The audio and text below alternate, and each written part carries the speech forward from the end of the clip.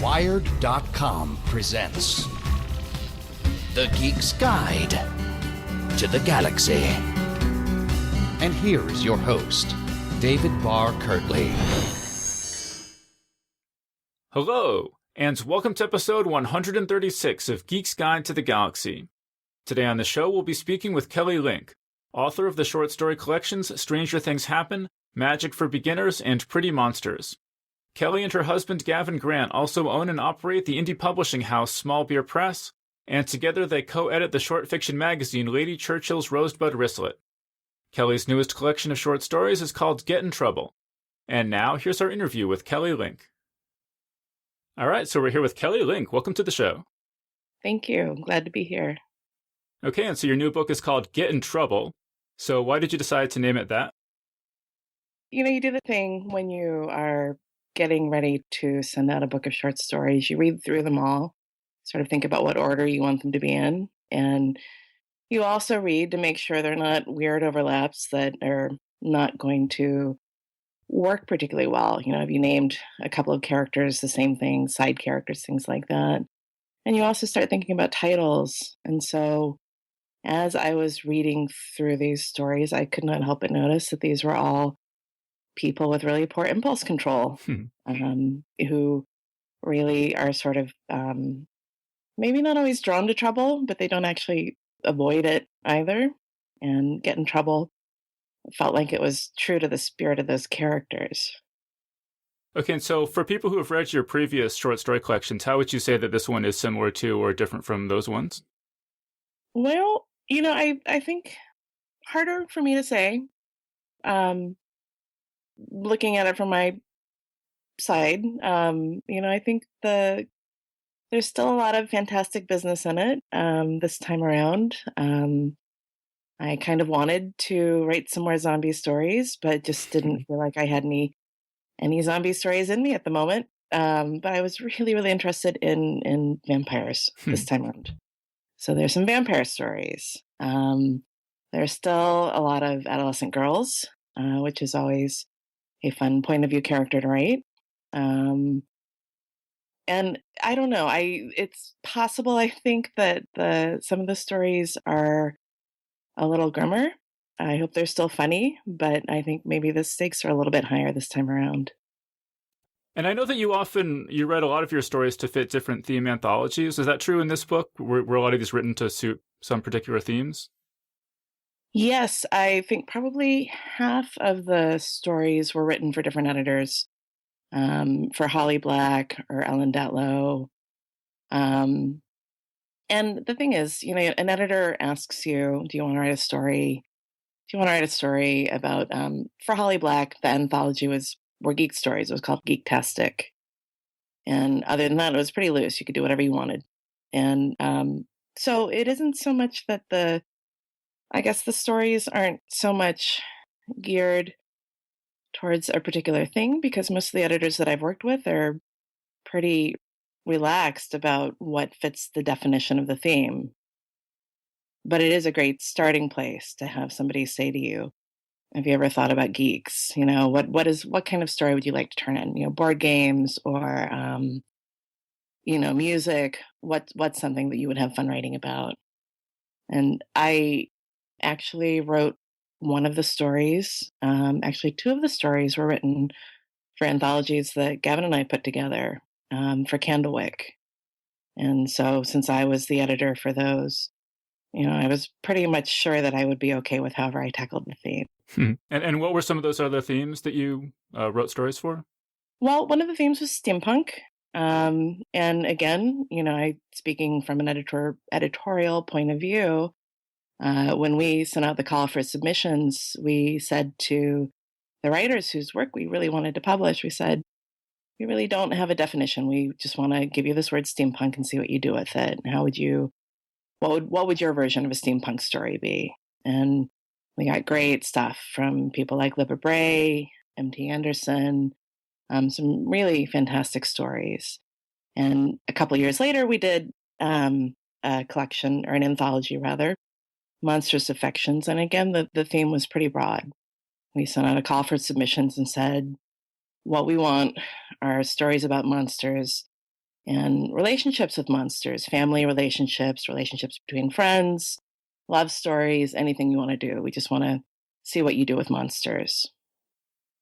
Okay, and so you mentioned Holly Black, and I know that she and Cassandra Clare are two people that you sort of talk with a lot about writing. Did they play a role in some of these stories in this book?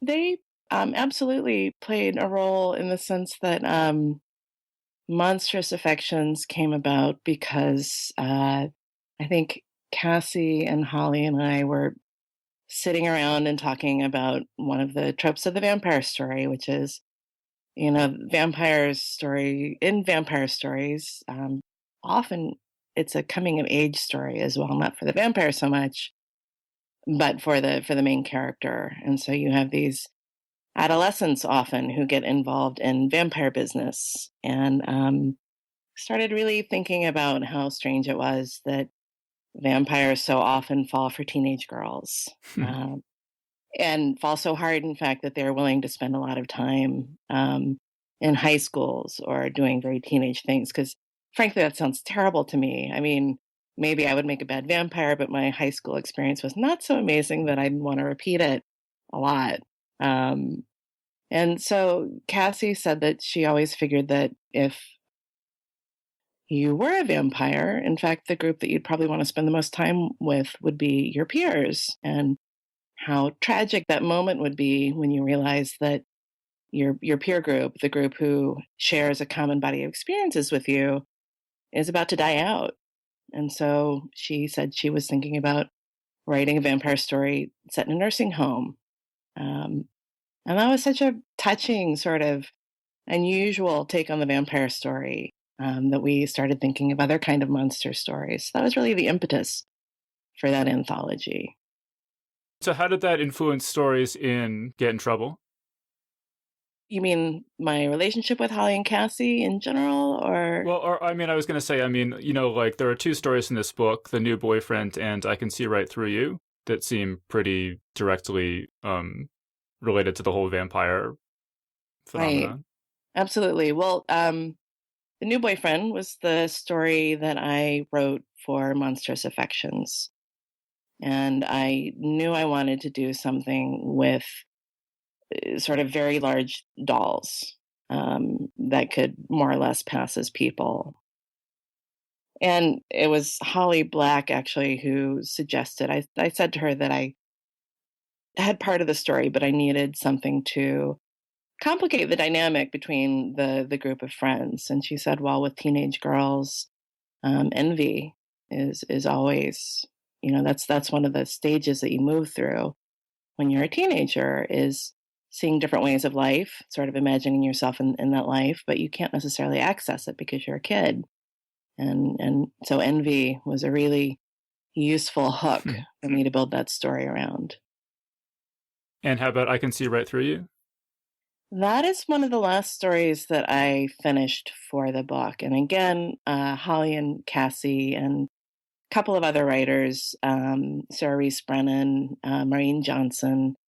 Um, I started that story, had to keep on putting it aside or restarting it, just couldn't get anywhere. And then ended up sharing a house with all of those writers, and something about the circumstances, I think, being with a group of people who were all doing their own work, was useful to me. I really, really, really like hanging out with writers.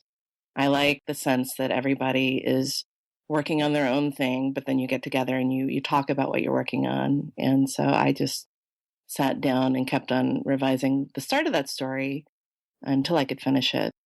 And that story probably took the longest of all the stories to write in the collection. And I, in some ways, like it best, I think, because it was such a pain in the butt to write. And the premise sort of is that there are these two actors who had been an Edward and Bella from Twilight type couple years ago, and now they're kind of in midlife crisis territory.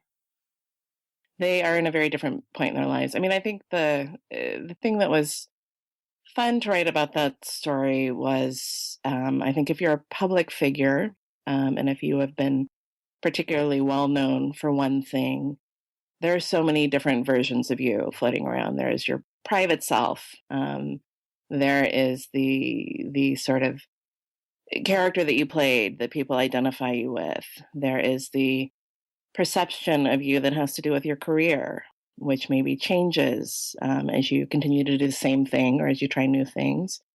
And then there are the kind of relationships that you have with people who have seen you at different points in your life. So the main character, who's been playing this vampire for a very long time, is in sort of, it's not really a life that I envy, but it was a kind of set of different kinds of self, different kinds of identities that was really fun to explore. Yeah, yeah. Okay, so one of our listeners and previous guest, Genevieve Valentine, wanted me to ask you about your secret vampire. I really, really like Genevieve's writing, and I like her novels. I like her short stories, and I really, really love what she writes about television as well. Yeah, I find that I get bored pretty easy watching television, um, and I realize that in fact that if there is not a fantastic or a supernatural element to a story, that I become wistful. And I think this show would be so much better if, in fact, at least one of the characters was a vampire. Friends would be improved if, in fact, they were vampires. Not that Friends is bad. I just would like it better if they were vampires. And then there's the thing that you can do if you're watching a television show, and that's you sort of consider which of the characters is, in fact, although the narrative never acknowledges it, you imagine which one maybe is the vampire, which is sort of a fun game. So you pick any TV show, you watch it, and you think, all right, which one is the vampire? And usually there's at least one. And usually everybody sort of can agree that that's probably the vampire. Well, yeah, and Genevieve wanted to know specifically which show do you think would be most improved by the revelation of the secret vampire? Well, I think any reality show would be improved by a vampire. Say You Think You Can Dance, be great, or even one of the cooking shows would be amazing. That's actually the only genre of show in which I haven't tried picturing a secret vampire, but I think it really feels right if you think of Tim Gunn as a kindly, benevolent vampire. Okay, so yeah, and so I Can See It Right Through You really deals very explicitly with celebrity culture, and a bunch of stories in this book deal with characters who are quite wealthy and quite selfish and self-absorbed. And obviously we're living in a time when income inequality is a big issue. I was wondering, do you think that the stuff going on in our culture influenced these different stories, like in particular Secret Identity and Valley of the Girls? Yes, I do. It's a little bit hard for me to tease through. I did, when I started looking at all the stories, think about the fact that most of these characters were really well off. Many of them were extremely attractive. Most of them had a lot of privilege, a lot of advantages, and so I don't know that. I don't know that I'm the right person to say what it means that I was writing about all of this, but it is true that we live in a world where it's really pretty obvious. You can sort of see the lives of people around you. Whether they're celebrities or family members or whatever. You sort of look and you think, well, this is a very different way of life. Or you look at your own life and you think, things are pretty good right now. And then you start to imagine, well, what if things weren't so great? And I think there's a lot of, I would say this probably goes hand in hand with a lot of the apocalyptic fiction novels, short stories, anthologies that are popular narratives at the moment. And it's the same thing. I think that there's, it's partly informed by the fact that many things are going pretty bad. Will there still be fish in the ocean in 2070? That kind of thing. You think about that. And so the post-apocalyptic fiction and the apocalyptic fiction starts to feel a little bit less like fiction. Well, tell us about Valley of the Girls, because that's a story with a really interesting premise.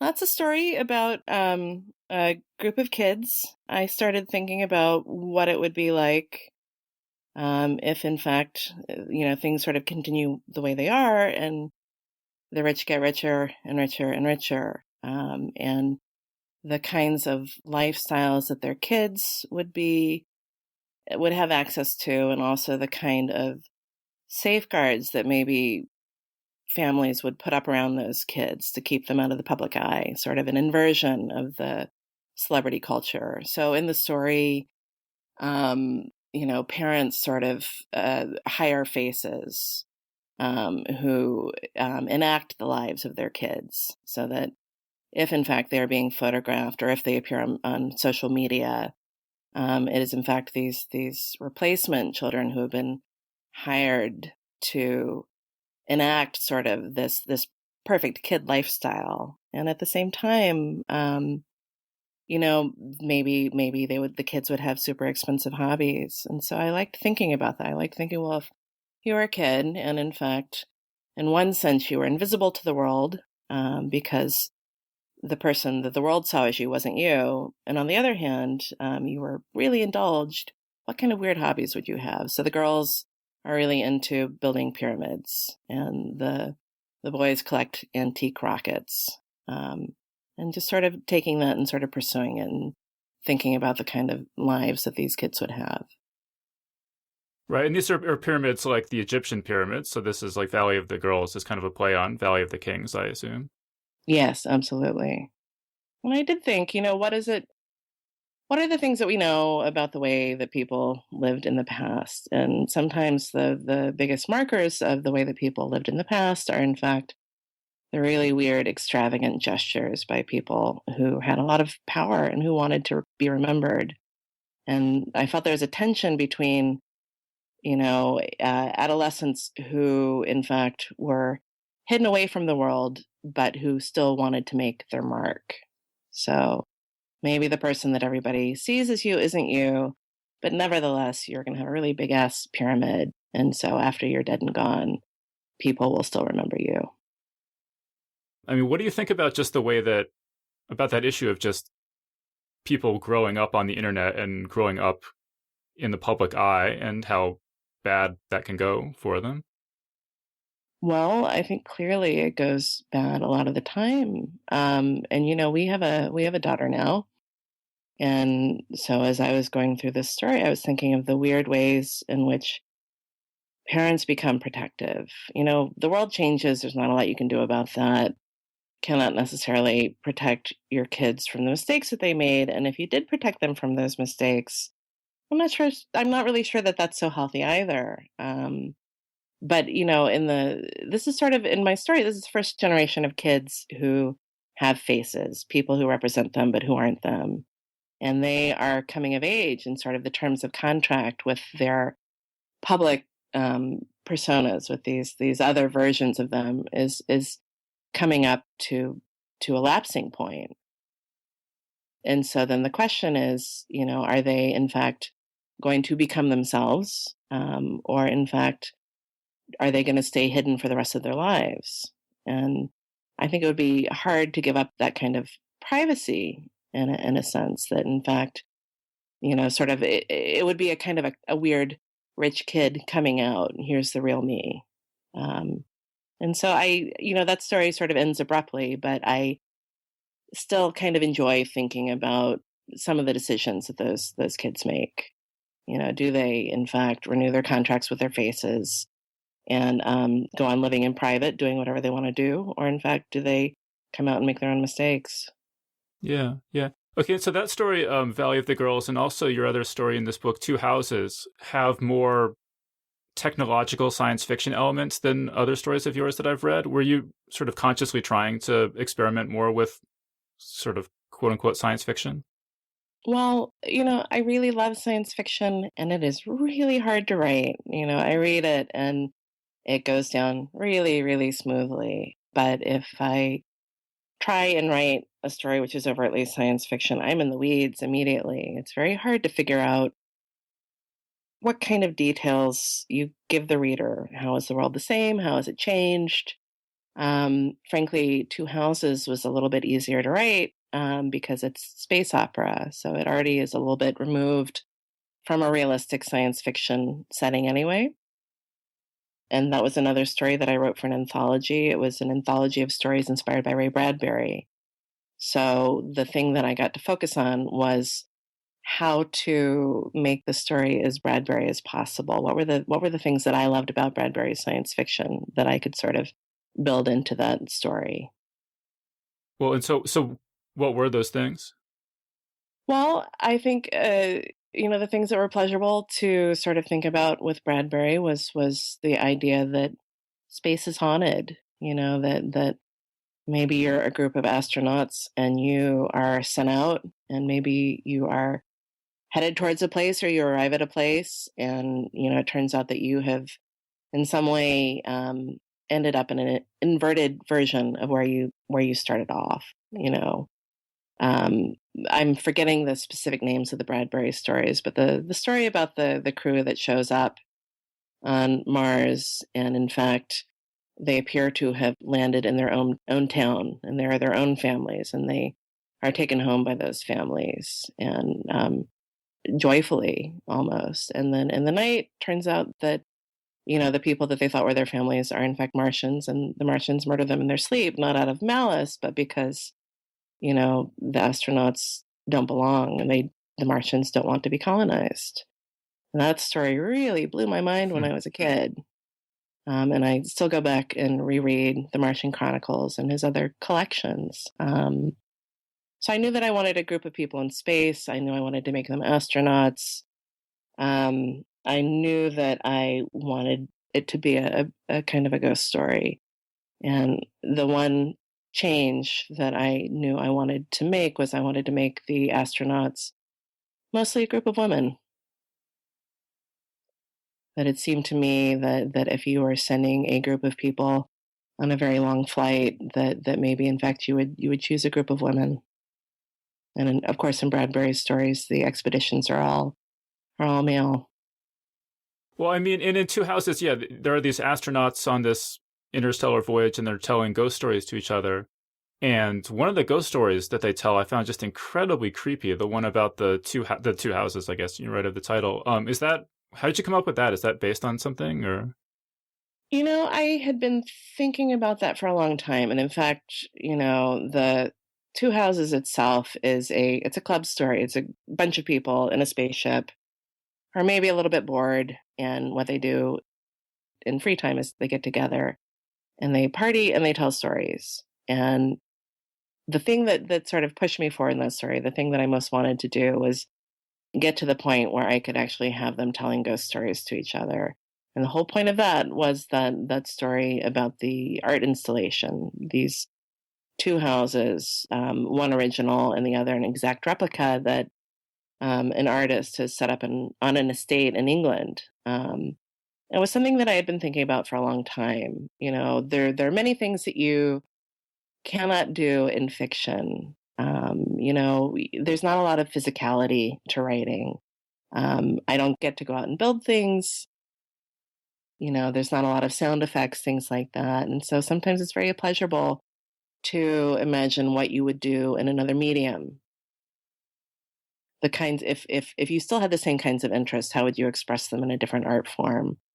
And so for a long time, I had been thinking about performance art and also installation art, and how you would do something spooky with that. And it was the case that people used to bring over to the U.S. Haunted castles. You would sort of bring the pieces of a house over and build it, and I guess you did that because you were rich and because it made you seem fancy. And so I sort of imagined the opposite thing, which this artist bringing a piece by piece a murder house from the U.S. back to an installation in the UK, reassembling it there, and then building an exact replica of that murder house, and so that you had two next door to each other, but not telling the people who would come in and take a look at it which house was the real one and which one was the replica. And then I started to think about the kinds of people who would live on the state with that kind of project. So when I finally got to that story, that was the point where I sort of heaved a sigh of relief and thought, okay, now I'm at the heart of the story and I know what to do from here on out, because I'd moved from science fiction back into scary stories, which is where I'm a little bit more comfortable. Yeah, I just think that's such a fascinating idea. I don't know, maybe someday you can crowdfund that or, you know. It doesn't seem particularly ethical. Much more. In fact, is it more ethical to tell it as a story than to actually create it in real life? Maybe not, but I don't feel quite as guilty putting it in a story as I would if I were to actually be an installation artist and build it. That would be creepy to mess with somebody's real tragedy like that. Yeah. But it makes a good story. Well, I mean, you mentioned in Two Houses how most of the characters are female, and how most in the collection in general most of the characters are female. Do you want to talk about how intentional was that, or just talk about why you choose to write about female characters so much? I again, when I sort of began to put the stories together for this book, I actually made a spreadsheet, because why not? In which I sort of made a list of some of the thematic material which may be echoed from story to story. I put down words like mostly funny or mostly scary, or a little sad, in a column. And I put down the age of the main characters and their genders. And in part that was so that I could think about story order, because you don't. And I also put in a little box like, how long are the various stories? Because putting together the order of a short story collection is actually pretty complicated, and I didn't think it would be the final order for the collection. I wanted my editor to do that, but I wanted to present something that seemed to work okay. And in fact, at that point, I had not written the lesson yet. But when I sat down to write the lesson, I did think that I wanted one more story that had, you know, men of at least a certain age, just to give the collection a slightly different balance. Um, and so I don't think that this is particularly, I don't think that this is in any way an artificial constraint. I just think at a certain point when you've written a group of stories, you think, well, I've been doing this one thing quite a lot. So let's see what happens, which might be interesting if I work with a different kind of character, or if I think about a different kind of tonal quality. Right, right. And actually, the ARC that I read didn't include the lesson in it. I sort of found out online that the finished book has it. So it was, I guess, a last minute addition to the It manuscript. was. I wrote it this summer, and I will. I can send you a PDF. It's a story about a couple, two men who go off to a wedding on an island. And it was a story that I had wanted to write for a long time. Half of it I knew what I wanted to do with, and the other half sort of came to me as I was writing it. But it was originally a story where I thought, well, maybe what if I send off a woman newly single to a friend's wedding on an island, a destination wedding?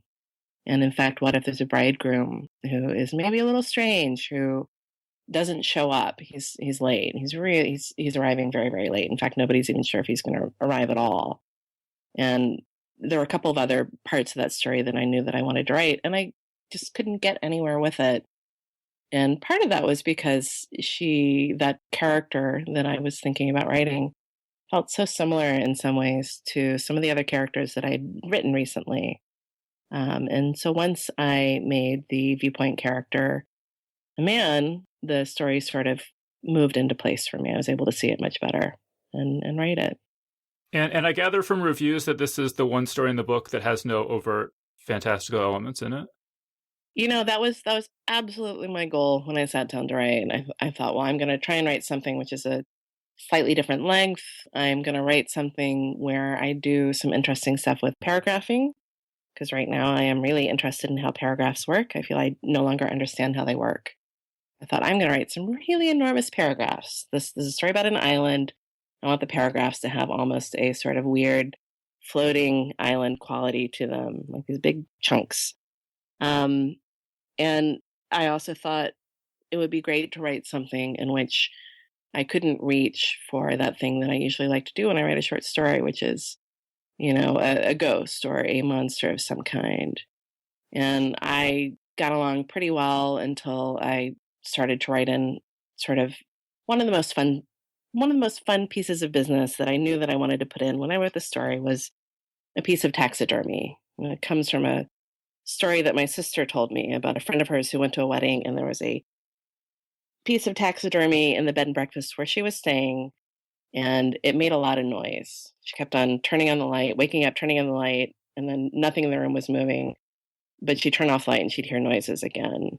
And there was a piece of taxidermy by the bed. And eventually, she found out what was making the noise. And I knew I wanted to use that in this story, but I kept on thinking, well, I could make it a badger, I could make it a bird. And instead, I ended up making it an animal that doesn't actually exist, kind of a dodo. It's this extinct animal. There are not even a lot of taxidermied pieces. There are not a lot of them around, even in taxidermy form. And in fact, it looks a little bit like a badger, but it doesn't have a real name. People just called them on this island. They called them bad claws because they have big claws. So, in fact, I could not entirely keep the supernatural out of the story, or the non-realistic, rather. I mean, that's interesting, though, because, I mean, it does seem like the distinction between realistic and not realistic is becoming less and less meaningful. I mean, back in 2005, when Michael Chabon put your story Stone Animals in Best American Short Stories, it just seems like this huge, unexpected thing to me. And these days, it seems like that kind of thing happens all the time. Yeah, I mean, what do you think about that? How have things changed, say, in the last decade in terms of mixing together realistic and non-realistic fiction? I love it sort of as a reader of books. It's been great for me as a writer, because I think there is a sense in publishing that readers are much more open to stories which are not realistic. And I also, it's a shift which I think is it sort of happens every once in a while. I think that the realistic, the mimetic, the kinds of mimetic fiction which were popular for so long, and the stuff which was considered genre, fantasy or horror, science fiction, that those used to be much more intertwined than they were. There's a period in which they were much more separate, and now it seems like things are moving back together again, which is great. And I think in large part it's because there hasn't really been this kind of divide in most kinds of entertainment. It's not as if people only go see realistic dramas about marriages. They go see those, but they also go see horror movies. They also go see romantic comedies. They see musicals. You just go to see things that you think you might enjoy. And the same is true for the same has always been true of poetry.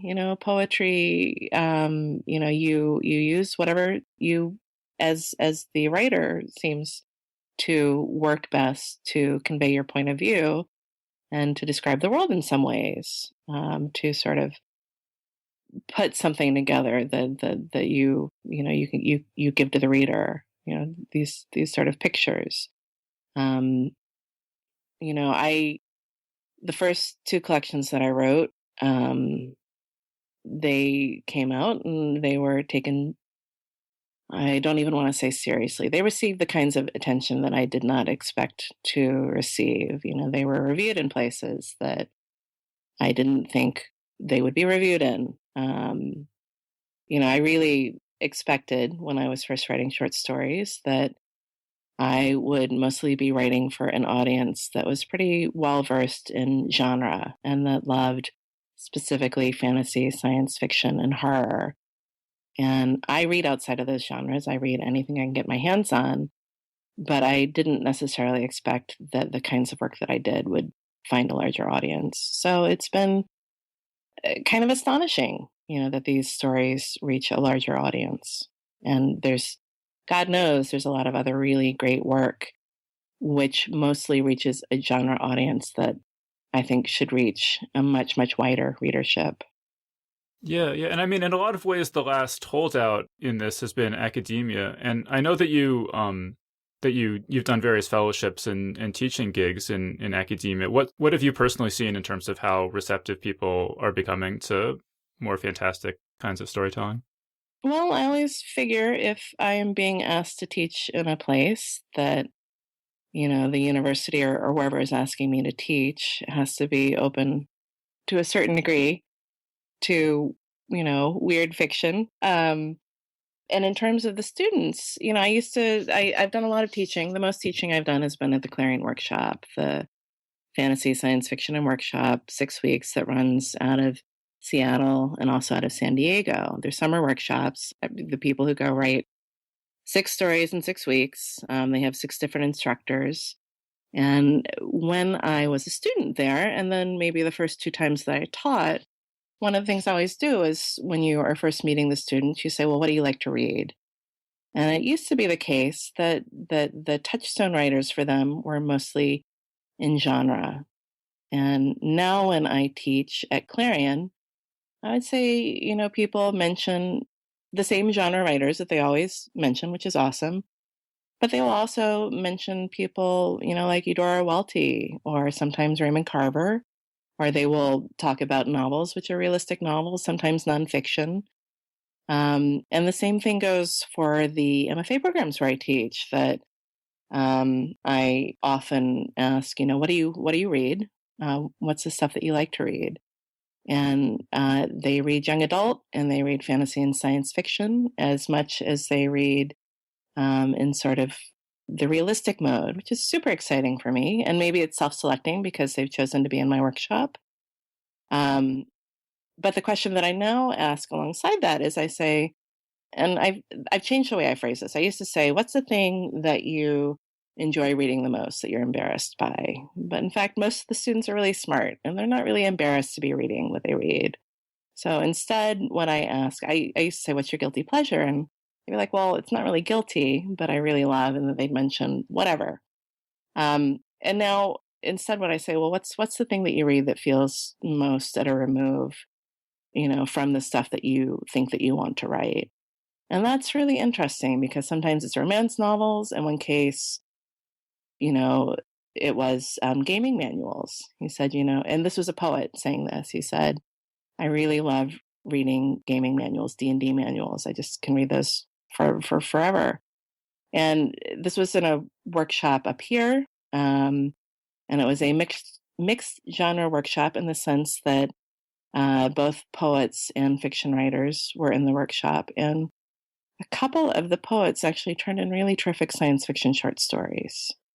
Really, clearly very grounded in science fiction. So that was really exciting for me to see the kind of work that people were doing across genre boundaries. Yeah, well, I mean, do those people ever say that they read Kelly Link? Because, I mean, certainly from my perspective, among writers my generation, I feel like so many of them have been influenced by you.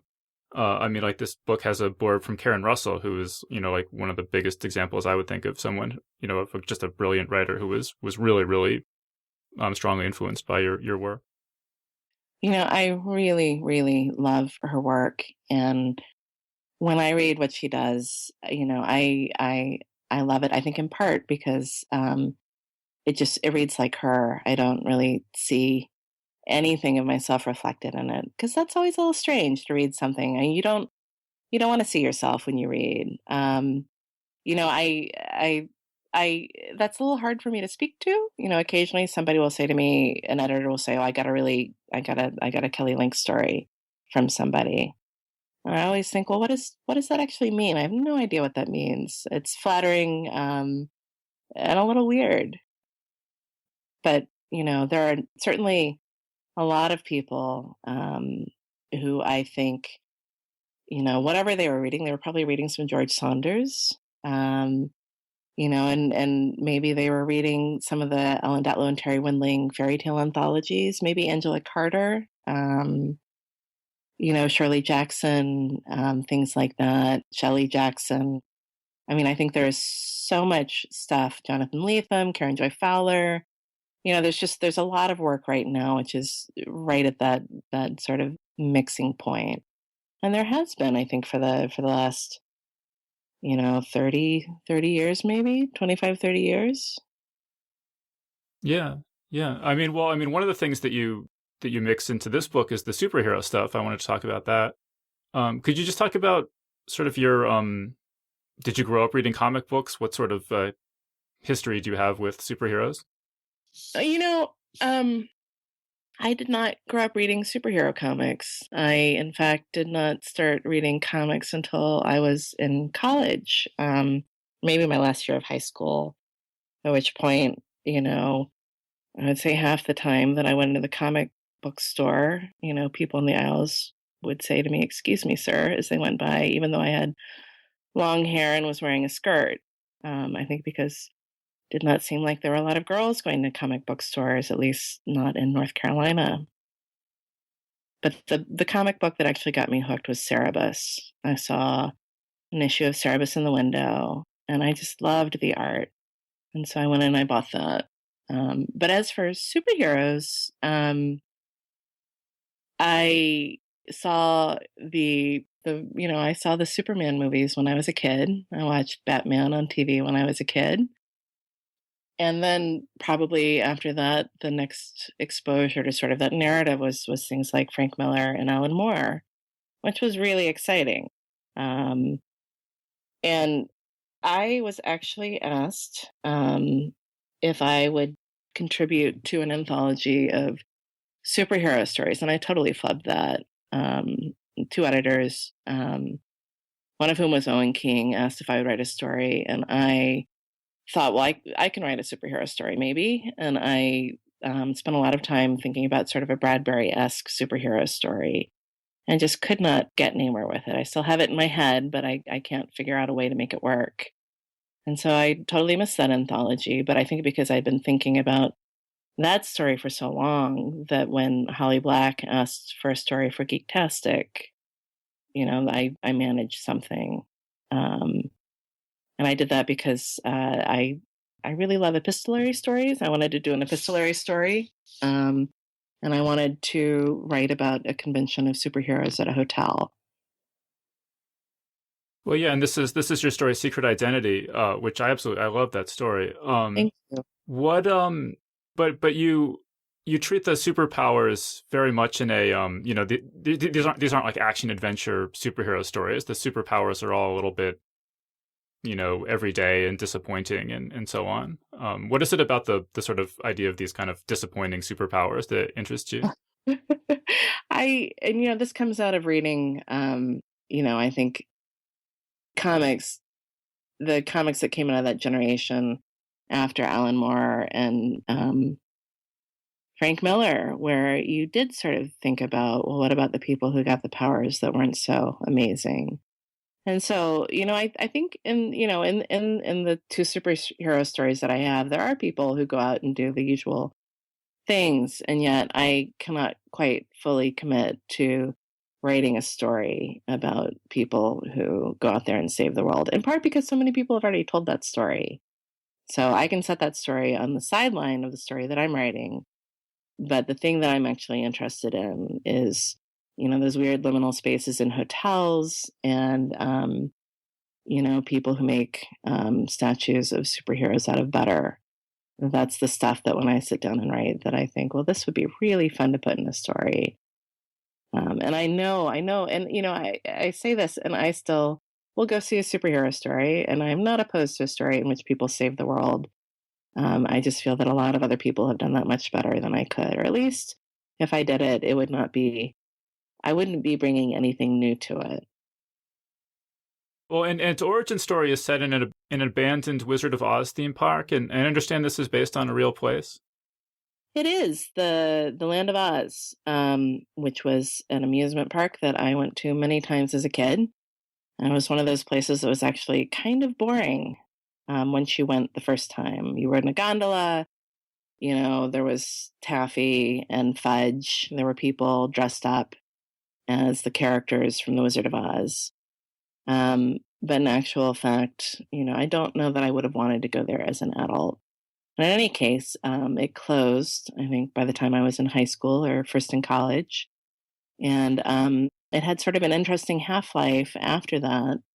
A lot of people would hike up and sort of hang out up there. There were sort of people who would meet up in groups and go there and have a good time. Um, sort of the equivalent of urban explorers, except you're doing it in the mountains in North Carolina. And then I think it was bought by a bunch of real estate developers. And I don't know if it's actually been turned into housing yet or not. I mean, so what was it about that, though, that made you want to use it as a setting in this story? Well, I'd always wanted to use it as a setting. And I think part of that is that, you know, Bauman and Oz is such it's one of those American touchstones, American mythological touchstones. Everybody knows the basic story of Dorothy and the Oz book and the movie. So if I use part of that in one of my stories, I've already got a secondary storyline running in there, which is people are already thinking about those characters and the shape of that story. And that's useful. And then there are ways for me to riff off of that and tell a completely different story. And I'd always wanted to set a story in that place. I still go see my family sometimes in North Carolina, and we are up in that area. And I have never hiked up there to see what it's like now, although it's, I think, mostly fallen apart. But it was a way for me to revisit it. Okay, so then another thing I really wanted to ask you about is that you and your husband, Gavin Grant, run the press, Small Beer Press, and also edit the magazine Lady Churchill's Rosebud Wristlet. I was wondering, could you just tell, what's the current status of those projects? Well, we're sort of at the point in the year with Small Beer where we are working on covers for books that are going to be coming out about 6 months to a year from now. We are working on a Jeffrey Ford collection, an M. Rickert collection. There's going to be a sequel to Sophia Samatar's novel, A Stranger in Alondria, which is really exciting for both of us. And with Small Beer, we are still putting out about 2 issues a year. We're going to have a guest editor for the first time. Michael Lucas is going to edit it for us. So that's really exciting to sort of pass it off to somebody else and see what kind of issue he produces. You mean with Lady Churchill's, right? With Lady Churchill's, absolutely, yes. And that's, the zine is something that we will always, I imagine, put out because it's a way for us to publish newer writers. And it's also a lot of fun to put together something that we don't necessarily go out in search of those stories. They come to us. And that's enormously pleasurable, getting the slush pile in and reading through it and finding work by writers that we don't know. I love short stories. Yeah, absolutely. I mean, I heard you say in an interview that if Amazon takes over too much of the book market, that could put Small Beer Press out of business. Could you talk about that? Well, I think that this is kind of a crux point for publishers, whether as another one of those weird points in publishing where things just sort of shift, and part of it is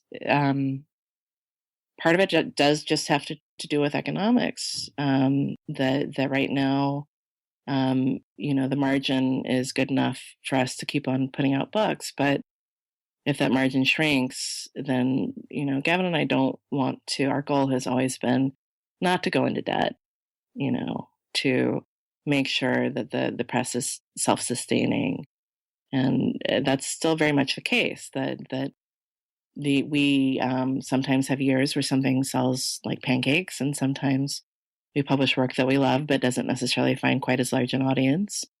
But there is a certain point at which the margins wouldn't be sustainable.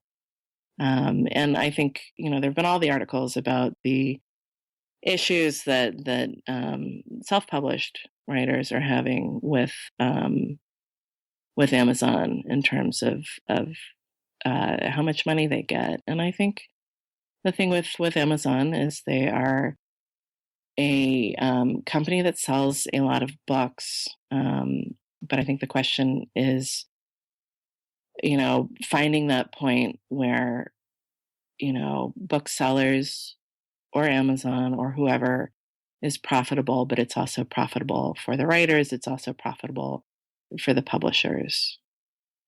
So, I mean, should people then order books directly from your website, or?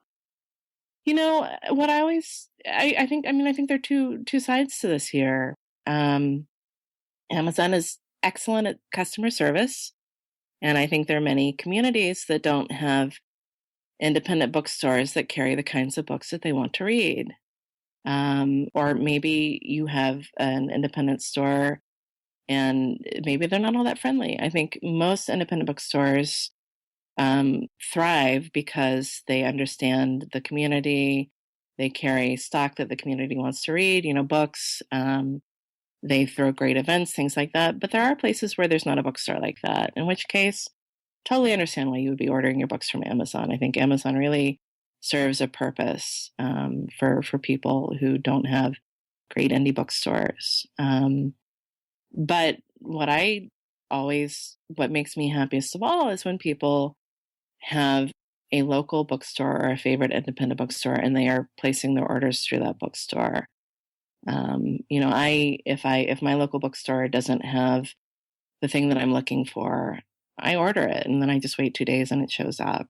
And the great thing about that is that you go into your independent bookstore and you find other books that you wouldn't necessarily know about, except they're, in that store on the shelves. I am an enormous fan of the independent bookstores. Yeah, yeah. Okay, then another thing I really wanted to ask you about is I was looking at the Small Beer website and I came across this post where you talk about how you said that you would be bankrupt due to medical expenses if not for the Mass Health program. Could you talk about that? Yeah, so our daughter, about 6 years ago, was born at 24 weeks, which is pretty much right at the point of viability, Also, I think I may hear her running up the stairs. So she was in hospitals for a year and a half. She was in the NICU for about 6 months, and then we had to move to Boston so she could be at the hospitals there. And she's doing great now, but we did not have to pay for her care. She was looked after by excellent doctors and nurses, and all of that was covered by our health insurance. Oh, and this is her right here. Just shut up. All right, I need you to go downstairs and I'll be right down, okay? She has just rushed upstairs because Gavin had to leave for his appointment to demand that I watch a movie with her. So I think I have about 2 or 3 more minutes and then I should probably go join her. Okay, sure. But she's in great shape now. But yes, we would absolutely be bankrupt. We are on a lot of listservs with people who's who had children born in similar circumstances, and it cost them a lot of money. And Massachusetts, the care that we had was pretty extraordinary, and she needed a lot of help, and she got it. And so this is the Romney Care that was the basis for the Affordable Care. Exactly. Yeah. And I have no complaints. We still think, if Massachusetts shut up and said, great that you guys got through that, but we're going to take away your house now, we'd be like, okay, that seems fair. But we're very, very grateful that we still have a house. Okay, then just the last thing I really wanted to ask you about is my girlfriend and I went to the Bell House last year to see a Great Gatsby erotic fan fiction reading. Wow. That is a terrific sentence. Well, and you took part in it, so tell us about taking part in that. So this is an event that the Booksmith in San Francisco has been running for a while, where they take a classic piece of literature and they ask a bunch of writers to write erotic fan fiction about it. And so I was asked, and I was honored by the invitation, and I was working with Holly Black. We were working together in her house, and frankly, I was slightly. I was a little bit of a chicken. I thought I could do this. I suppose sounds like a blast, but it sounds like it'd be a lot more fun to write it with somebody else. So we both went through The Great Gatsby. Sort of made a lot of notes of stuff that seemed like it would be fun to rework. Places where we could use direct quotes from the material, and we wrote a piece of erotic fan fiction for it, and it was a blast. It was really, really great, in part because I don't collaborate that much, and that was pleasurable, and also because we got to see some extraordinary people read the fan fiction, the reading was tremendous, and it was really great to hear the other pieces of fan fiction. Yeah, no, it was a fantastic event. Oh, I'm We glad really you enjoyed it. it. Oh yeah, it was great. That was one of the most fun things I've ever done. The whole experience was positive. Was great. All right, great. So I guess I'll let you go now. Then, just finally, do you have any other projects you want to mention? Anything coming up? Oh boy. I'm working on a novel. I'm going to be touring for this book pretty soon. And other than that, no. I have a fancy new website. I'm on Twitter, things like that. But mostly, I just feel this enormous sense of relief that all the stories in the book, I finished all of them, and that people seem to like them. All right, well, why don't you give people your website and Twitter? Oh, has zombies in it on Twitter, and the website is kellylink.net. All right, so I guess I would encourage everyone to go check that out. Check out your tour dates. Maybe you can catch Kelly on tour. And I guess I'll let you go. Take care of your daughter now. Thank you, and thank you so much for this. Oh yeah, thank you so much. Yeah, and Kelly's book again is called Get in Trouble. So Kelly Link, thank you so much for joining us.